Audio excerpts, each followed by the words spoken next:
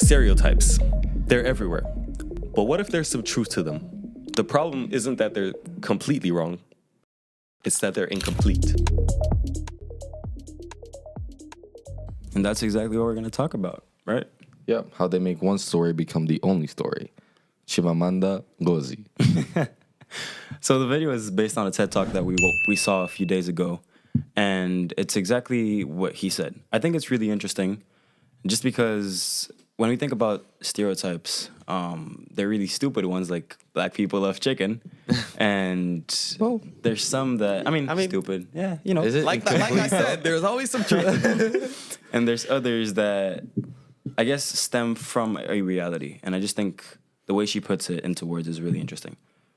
And it's obviously a super important subject because of, well, especially for us, you know, Africans, the way we're perceived, us living in Europe, can sometimes be often based off these stereotypes that are completely untrue, depending on the situations. But yeah, it's a super important subject. I think maybe we should give context more to the TED Talk. So Chimamanda Ngozi is an author, a Nigerian author. And in this TED Talk, she talks about the danger of the single story. And after we'll further explain what the single story is and what it means. But it's really interesting that in the beginning of this TED Talk, she mentions how when she was young, how she used to like read a bunch of Western books, how in her head, like it was normal to play in the snow, to eat apples, to talk about the weather. That's just what people did. And the more she grew up, it became odd for her because she's Nigerian. Like she's never seen snow before. They don't talk about the weather because the weather's always amazing, you know? And further on, when she started reading books by African authors, that's when like she saw a new horizon and could read more stories and like and go away from the danger of the single story. So that's also part of the thing that we wanted to explore. Sorry, we're hella rusty. But yeah. And just before we properly dive into the subject, we're not just going to act like we weren't gone for a whole year, all right? We will be explaining why we've been gone for so long, and there's going to be a few changes to the channel, so we'll be talking about that at the end. So if you're curious about that, stick around and find out. Yeah. If you don't care, well, at least watch it until you get full engagement. Yeah. Yeah, I took a few notes of the video, and like the first thing that I wanted to say is, like, we use these words stereotypes and one narrative or one story, but at the end of the day, what it all means is being closed-minded. Because if you truly believe these stereotypes and you truly believe that one single narrative, you're not going further and understanding the person in front of you, you know? Yeah. You stick to one narrative, you stick to one closed-minded situation, you know? That's interesting because, I mean, she's the perfect example of that. She grew up reading those Western books and eventually decided to read books from, you know, where she's from. And that gave her a different perspective on the world. And a lot of people just have that first impression and they stick with it. They don't do any effort to go further and really discover the truth, you know? Yeah, but I disagree that it's the same as being closed-minded, because somebody who's closed-minded would only stick to the first impression. Like, at least she's willing, or other people are willing to listen to other stories, and I consider that being... That's what I'm saying. I'm not saying that she is closed-minded. Obviously, she's not. What I'm saying is when you stick to that one narrative and to that single story, and that's the danger of the single story, is that you become closed-minded, you know? I think the whole goal of the TED Talk is to motivate people to not be closed-minded and to actually go out and, you know, get various stories to properly complete the whole narrative, you know? Yeah, the truth. There was also like a part that I found super funny. Not funny, but it was just like the way she put it. It seemed like a perfect metaphor. She essentially talks about how she comes from a middle-income family in Nigeria, and it's very common to have domestic help that comes from rural villages around the city. And there was a young boy called Fide, if I'm not mistaken. And in her head, like, for example, when maybe she didn't want to finish her meal or something, her mom would say, look at Fide, his family are poor. They don't have this food to eat, blah, blah, blah, blah. And just, sorry, I'm interrupting you, but I think that's a reality for a lot of us. Like, I think our parents said that multiple times. Yeah. At least my parents have said that to me. Absolutely. And like, so for her, in her head, the single story that had been made was that Fide and his family were poor. You know, that's all they were. There was nothing else to it. And there was this one time where they went to go visit his village and his family and stuff. And his mother, I believe, had made like this beautiful basket made out of dried leaves and stuff. And she was like, "Oh my God! Like they can make things. They're not just poor." He was the one who made it, actually. Oh, it was him. Yeah. Okay, No, my no, bad. I think it was his brother. If His I brother. something like that. Whatever. But a family member essentially made this beautiful basket, and in her mind something clicked where they can do other things. Like you being poor isn't your only like identifier. There are other things that complete things. That complete a human you are, being. Yeah, and who you are. And after like further than that, I was like, it's super ironic. Not ironic, but like metaphorical, I guess, because the rest of the world, I think that's how they might see Africans, as they put that label and that single story of they're poor, they need help. That's all they are, and sometimes people or the rest of the world forgets that we are way more than that, and we have a whole lot more to offer.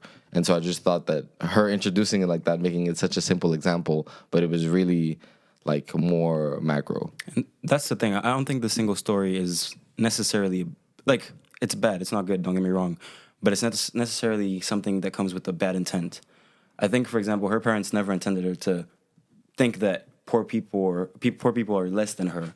It's just that the way we say things matters, and saying it just like, oh, they're poor.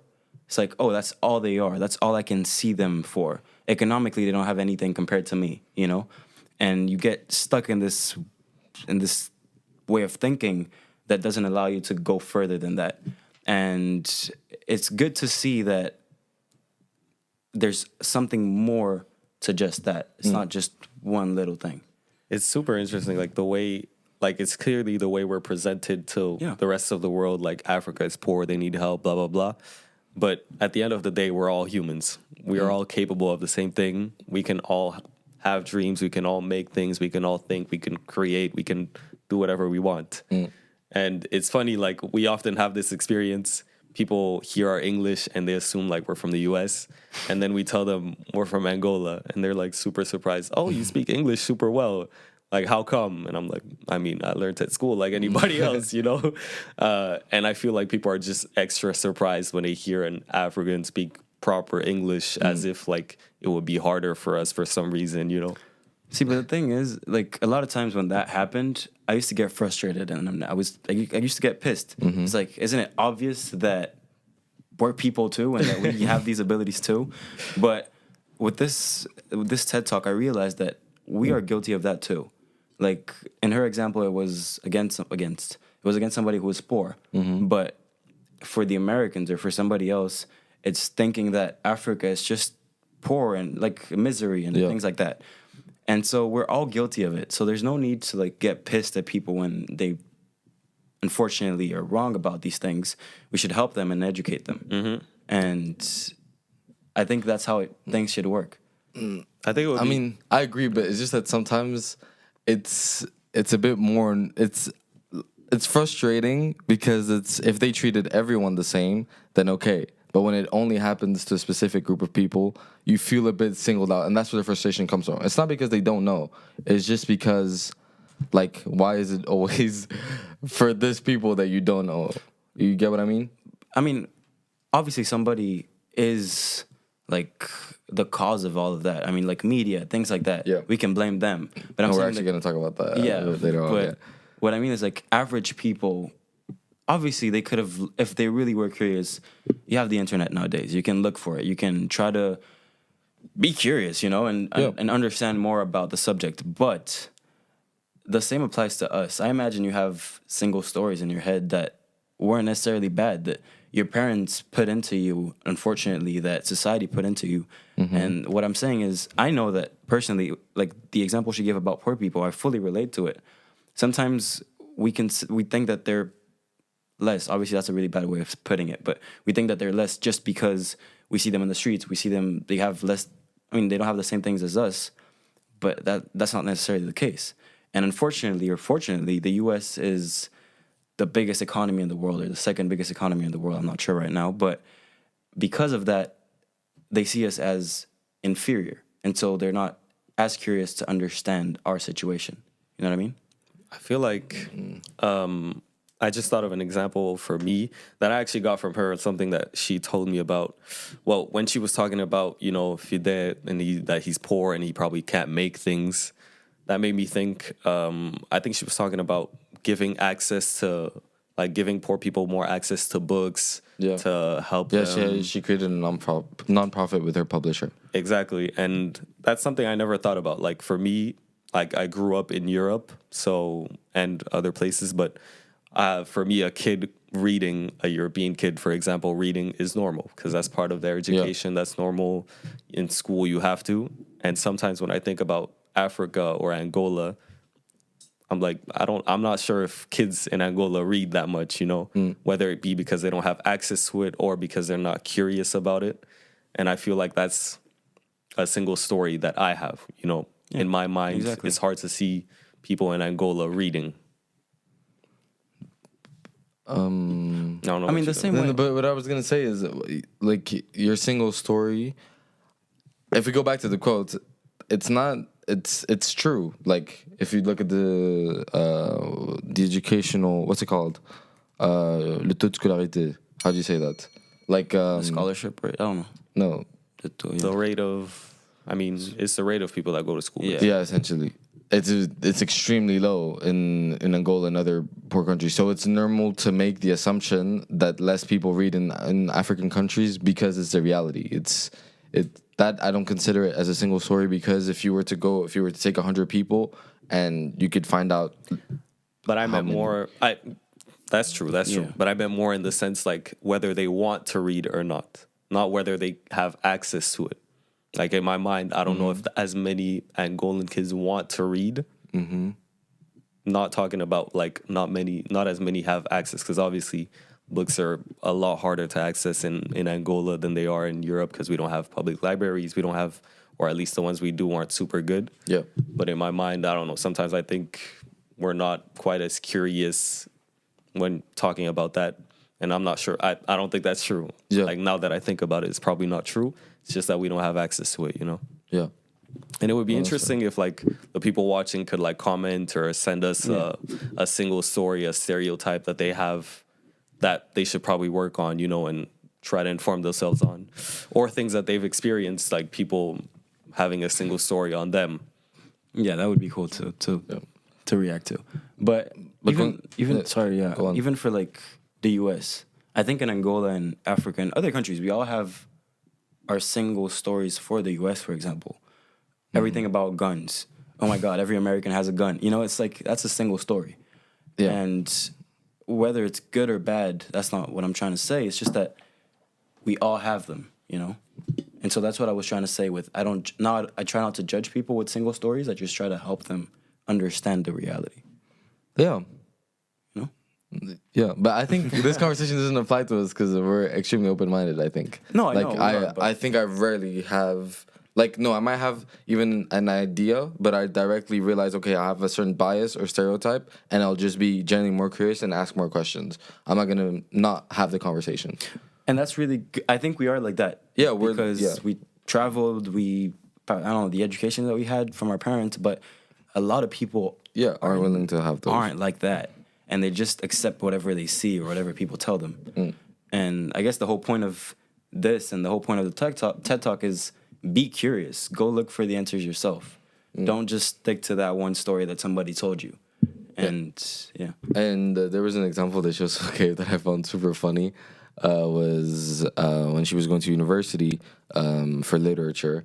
She was writing, and she handed in like an example of her novel or whatever to a professor of hers, and her professor said this is not authentically African, because the characters in her story could read, were like middle class, they were working, they were blah blah blah, and he was like, no, Africa isn't this.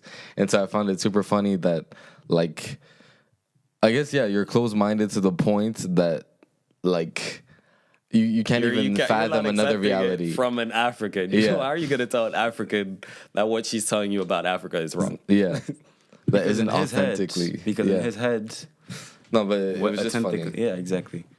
Go Go. Yeah, but so the second part, not the second part, but another thing that we found super interesting is, and that she mentions quite a lot, is I mean, why do these single stories exist? What's the point of them? Why do people decide to stick to these single stories? And I wanted to transition to that. I have this one quote. It's ever wondered why stereotypes stick in our minds so easily?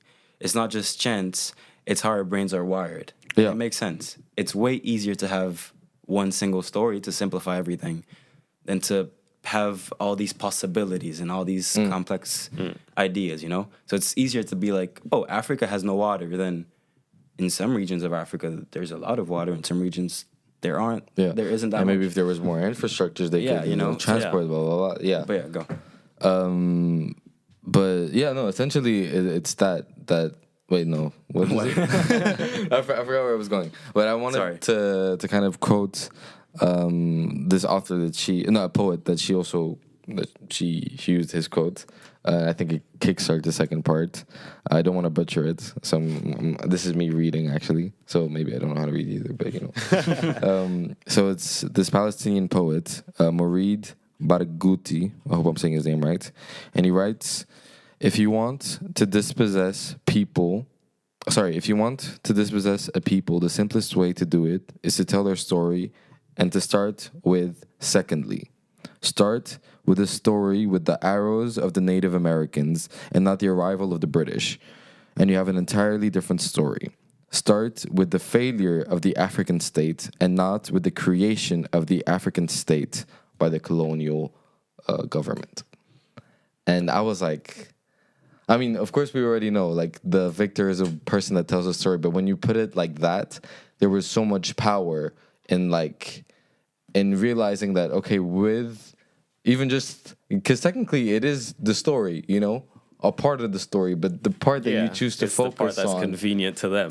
Yeah, it's convenient to them, and after can kind of create the history of a whole nation, of a whole country, and even talking about, like, this is a touchy subject, but Palestine and where it is right now, and I think the poet being Palestinian, it really is secondly. So many people forgot about the history of Palestine and that this war isn't just about Hamas or terrorism or religion, that there's so much history behind it and a lot of stories, there's a lot of nuance, and you actually need to go further.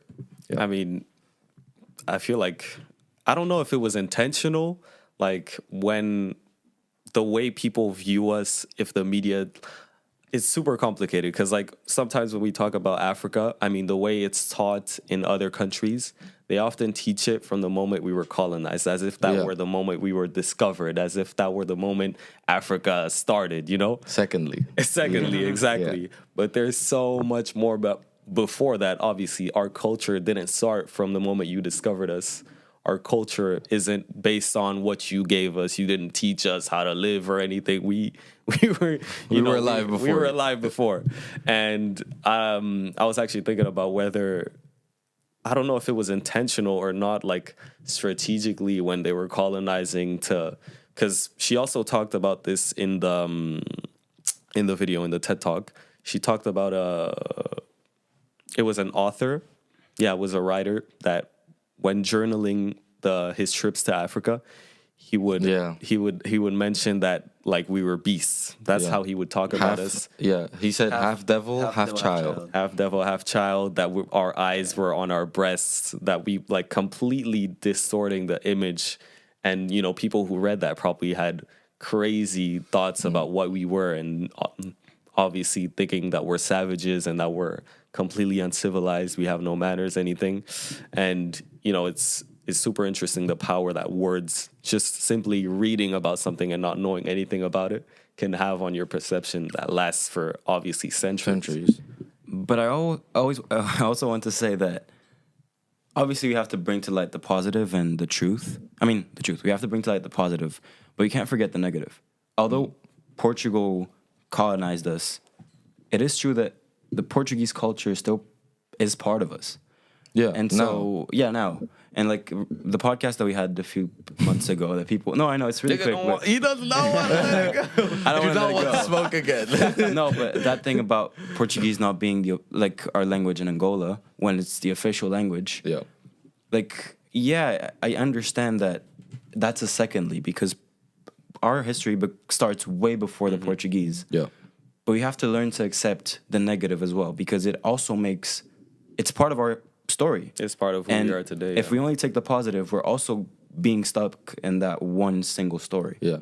So we really have to learn to mix both worlds and accept it and accept who we are. And have the complete Story. View. Exactly. Like transitioning on from what you said, like about how we kind of long for these single stories because it reduces complexity to something extremely simple. It made me also low key think of like labels and single stories, but really in the more like capitalistic sense and economical sense. How yes, a single story sometimes is bad, right? Because as we said, like it limits a perspective on something, and yet I think us right now as a society, we constantly long for the right single story, you know? Exactly. Because, for example, if you go to a good-ass university, to let's say like you go to top university in the world, the single story that people have of you is already, okay, he must be extremely intelligent, he must come from a good family, he must blah, blah, blah, blah, you know? And so many people, they want to be a part of that single story, you know? If you maybe wear a certain brand, people see you with Nike or whatever, they go, oh, he must be like a super good athlete, like he must go to the gym, nah. And I don't know, I thought it was really interesting to think about why, I guess, we long for the good single story so much. And I guess partially is because, like, you just get the way you're perceived, but you just keep the good. Nobody is ever gonna be like, okay, yeah, he goes to a top university and okay, but he's probably lazy or nah. It sticks to something extremely simple. Sorry, you transitioned into the next phase. I just wanted to say one last thing, and about the what if people knew. And for example, for Angola, instead of like people, what do people know about Angola? It's oil, it's corruption, it's all of that. But while you said it, I thought about what if people knew that Angola is the country with the most female entrepreneurs, you know? And it's interesting. We just have to learn to share. I think it's also the job of the citizens and the country. We have to learn to share other parts of our country, not just zoos, not just safaris, not just beautiful views, but also the intellectual side, also like universities that we have, things like that. Because if African countries know that what sells for them is tourism for like zoos and safaris and things like that. So they stick to that one single story. But we should bring to light our universities, our systems, everything that we have to offer, not just that one thing. And at the end of the day, that's way more important. That's what's truly gonna make us completely take off economically and, you know, culturally. But yeah, I'm sorry. And just to kind of call out our government real quick, let's talk about the Olympics. What the hell are those outfits? We could do that. That was a way we could have displayed to the world how fly we are, and we had some basic ass outfits. We gotta do better, man. 2028 LA, I want some nice fashionista like Mongolia. Mongolia had some fire ass outfits. Went off for real. Bro. They went off. That was good. We're getting off script. Sorry. Chill. What script? Chill. No script. No, I'm kidding. But when I go to the Olympic Games, he's saying it public. Y'all heard it here first. 2028 LA, be there.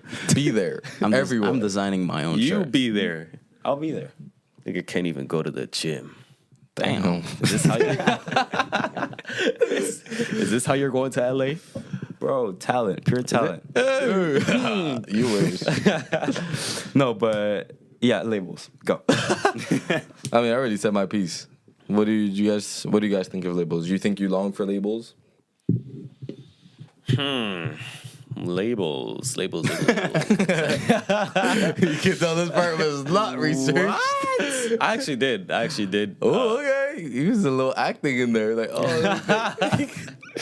No, I actually did look up a bit about the psychology behind, how we try to associate things directly to simplify them. And I don't know, I just don't have much to say because I don't think it directly applies to me. Like, that's not the way I personally think about things. But I don't know, I think the point is to always look past, the first impression and try to go deeper into your research, into your first impression, into, Don't you think I think first impressions are low-key underrated.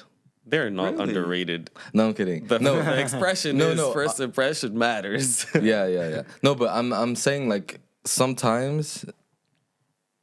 No, I mean it sounds bad, but sometimes from what somebody is dressing, from like literally what you can see they consume, you can kind of come up with a picture of what the person, like the habits of the person. Absolutely. And we even saw this like in marketing, for example. Like literally, if I go through somebody's search history, blah blah blah blah blah, I can tell exactly what type of products they'll probably be going for, how much they're willing to spend on certain things, and that. And in real life, you can kind of like do the same sometimes. Like you can tell somebody's social status, somebody's like habits, or like you can at least make a pretty educated guess. I mean, yeah, it's absolutely the first impression.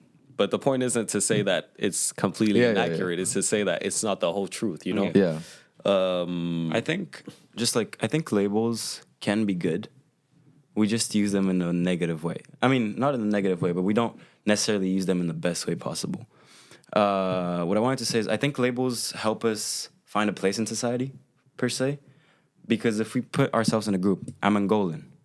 Like, there's a community around me, Yeah. I'm not the only Angolan. Like, there's something. I feel like I belong somewhere. And so they're good because they make us feel at home at times, and they make us feel like we belong at a place.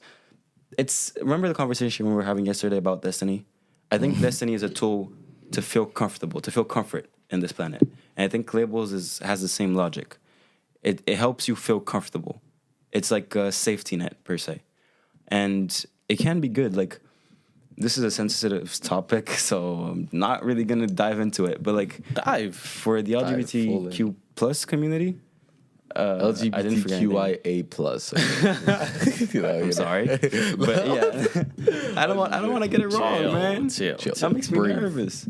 No, but yeah, for that community, for example, it's a label, but it's something that over the year was empowered, and it gives them a sense of hope, and like it makes them proud because a few years ago it was seen as trash. Yeah. And today there's no, I mean, Whoa, trash is crazy. you want to get me canceled. I mean, honestly, you guys, I think you should leave. You guys want to get me I canceled. think you should leave right now. Guys, you know what I in meant. 2024, that's how you want to get to the Trash? Olympics? When were they trash?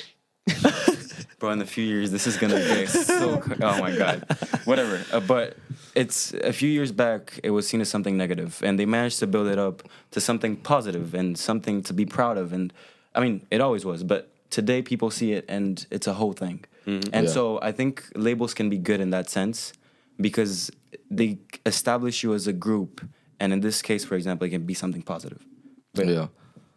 I guess I have two things to say about that. About what you said in the beginning, that yes, labels can be good, but I think sometimes we do use it extremely wrong in the sense that we use the label to be a part of that community, but by joining that community, we no longer want to, like, it creates sometimes more divisions between different groups instead of like actually bringing people together. I think it's fine to have a label like or identifying with a group or whatever.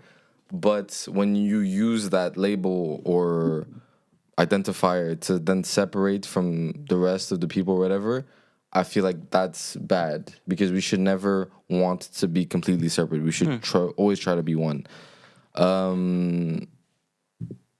what? I had a second point. Yeah, you did. You forgot it. I forgot it. Yeah. Based on what I was But saying? I get Yeah, what based on what you were saying. I get what you're saying, and we can definitely see that here in France, for example. Like, there is still a lot of cases like of racism. Yeah. And, sometimes you see a black person, and oftentimes you'll directly assume things about that person because of how they look, And in the end of the day, it's just a normal French person. Like, you don't know anything about their education. You don't know about where they grew up. You don't know about the experiences they had. But because of how they look, you associate a label to them. And then you might treat them differently based on that, when obviously you shouldn't, because it's just a human. I have a question about that. Do you think it's something we do automatically? Like labels, is it something we do automatically? Or do we only use them because society put them in place?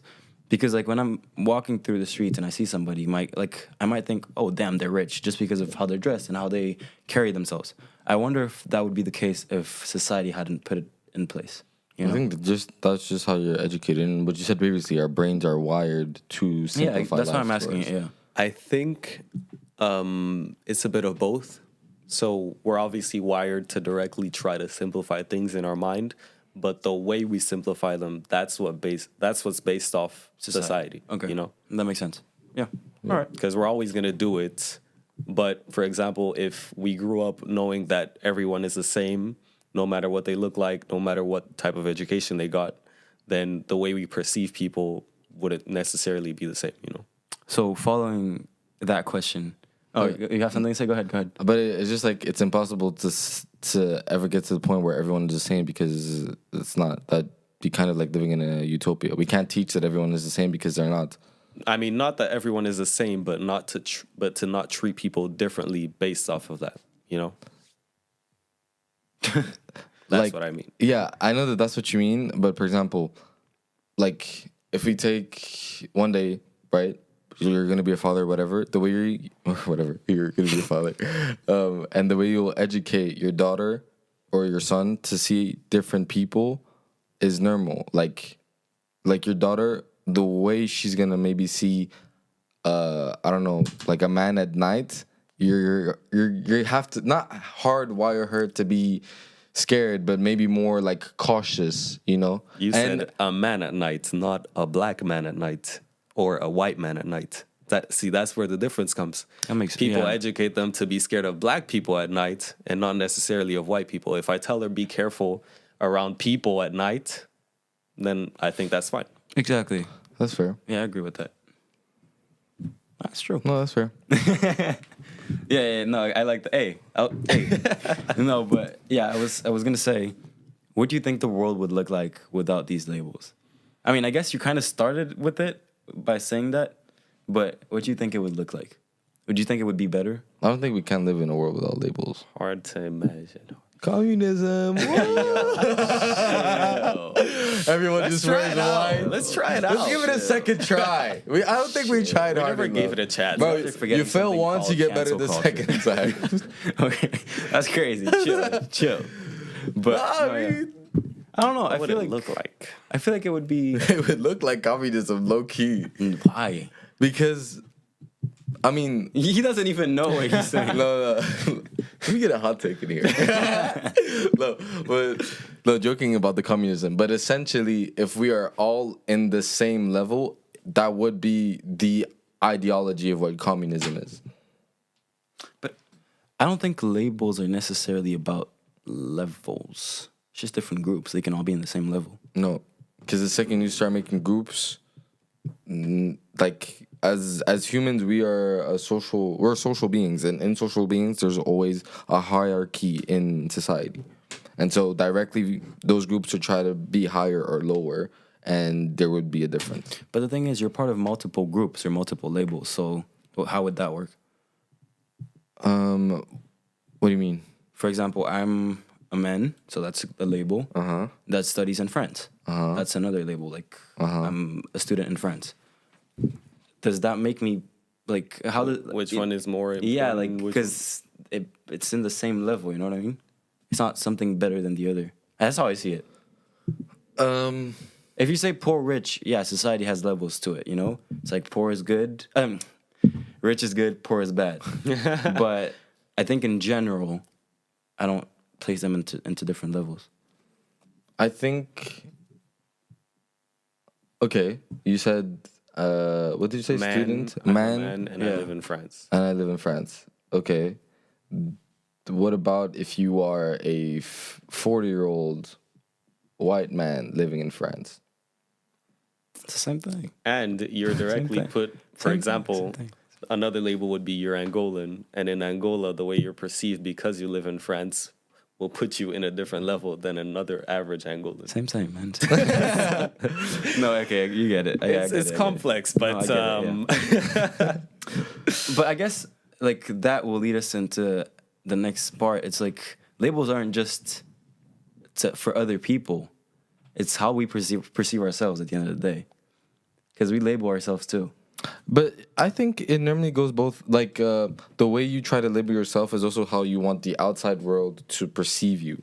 And so, for example, if you want the outside world, if you perceive yourself as an athlete and you like dressing athletically, you'll probably be wearing a lot of sports bands, right? And if you're wearing that every day, people on the street will like, oh, he's wearing like athletic wear, probably like sports and blah blah blah. So I think That's it goes just both surface ways. level. I dress like an athlete, but I'm the laziest person you'll ever meet. You're an athlete. But we're literally it's joking about you going to the Olympics.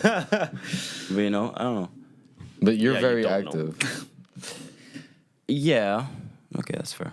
Crap. That's fair. Should we maybe talk about it?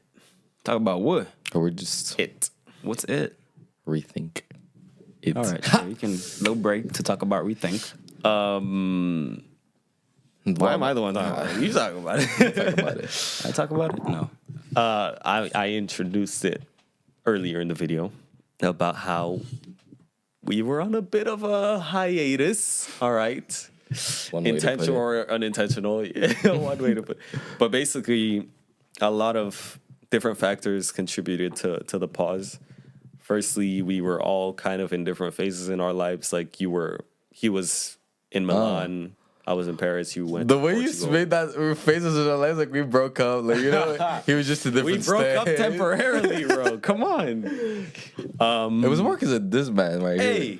he's was going to your fault. Bordeaux. You went to freaking Nepal. Bordeaux is like 2 hours away. That was after. This whole thing was after. No, we took a break when you went to whatever. Yeah, and after we came Go back. back. No, we're not blaming people Stop here. it, stop it. We're We not are blaming. We're not blaming. we kind of all moved to different places. We had our internships to do, Okay. which obviously took up a lot of our time. No, that you can say, but different. I was here until like May. So it's because of this dude. June, July, August. All right, guys. Oh my God. Rethink. I came back and when I got back in June. But yeah, basically, a lot of things made us pause. And we also wanted to change a few things in the podcast and in the content that we give to you. We felt like we were kind of stagnating with the podcast. We weren't able to fully give our all and express like our creative ideas properly. So we came up with a different concept that will be coming out soon, hopefully, within the month. Okay. Sure. Yeah. Challenge. It should be coming out soon in a few episodes. So please, when you see that, go give it a little look. But And explain. I hope you enjoy it. But let me pass it to Anderson to explain. And me. What? No, essentially, like, okay, the Musketeers, the whole idea, the whole thing was in high school. A very dear teacher of ours called us the Musketeers. People around us called us the Musketeers. We wanted to start the podcast, didn't have a name. We said the Musketeers. That works. Boom.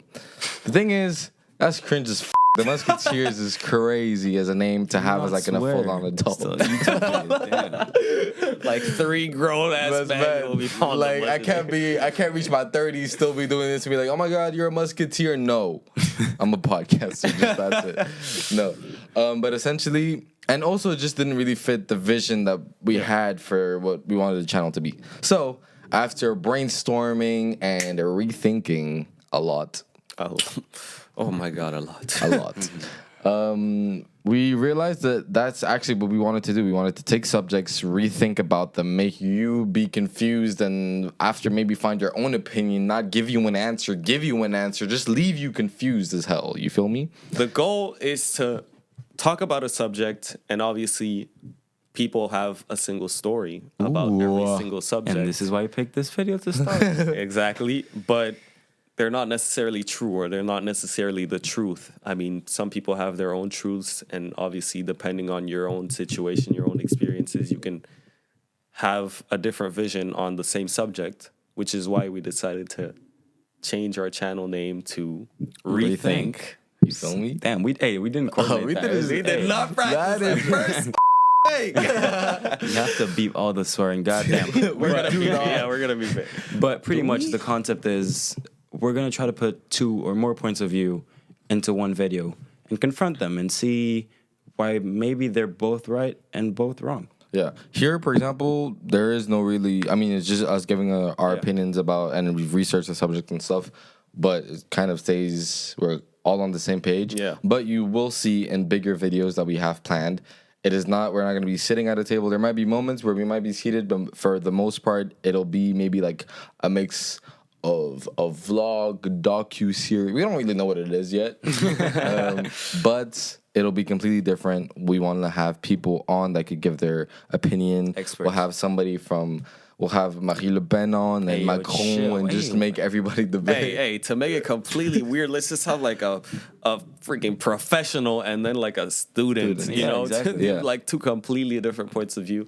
And we would also love it if we could engage more with our community, obviously. Yeah. So So now when we post, Yeah. go ahead. Sorry. Now Actually when we comment, post, please. please comment, give your ideas, suggest video ideas, give Yeah. your opinions on ideas. We'll be trying Absolutely. to react to them in our podcast. Obviously, give a little segment where we can actually talk to you, read your ideas, read your thoughts on what we talked about, and it would just be amazing to be able to. Yeah, so if you do not comment or respond to our Insta stories, I will be coming after your family.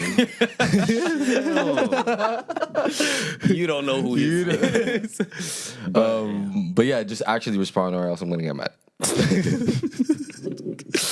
So, Yeah. welcome to Rethink. Yeah, this is the first episode. By Musketeers, I guess. Yeah, Goodbye, that name Musketeers. never really existed. It's gonna be somewhere about it. really deep in the Wikipedia. We're gonna talk to them if it ever. All the way at the end, like history adjacent, like, You know, you have to click. There's a definition, and you have you to gotta click, click and it's again. another page, and you gotta click again.